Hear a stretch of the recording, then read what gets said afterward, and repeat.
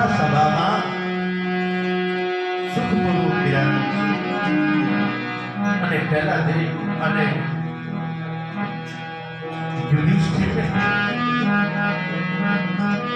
યુધિષ્ઠિરને ત્યારે કૃષ્ણ જુએ છે અને ત્યારે યુધિષ્ઠિરના બંને હાથ ભગવાન કૃષ્ણ પાસે જોડેલા છે.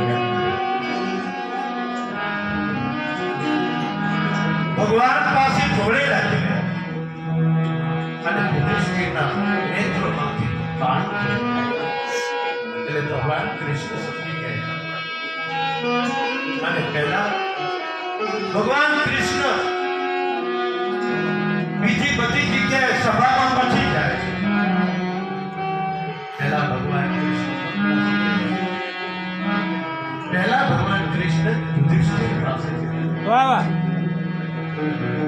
યુધિષ્ઠિર પાસે જઈ અને યુધિષ્ઠિર મનમાં વિચારે છે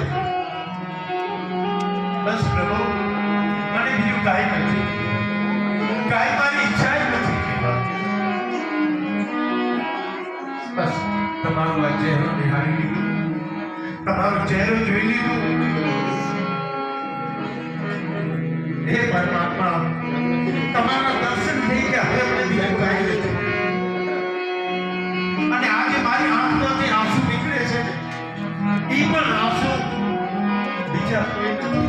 બસ મને તમને જોવાની આશા, તમારા દર્શનની આશા, બીજું કાંઈ નથી અને બીજું કાંઈ નથી.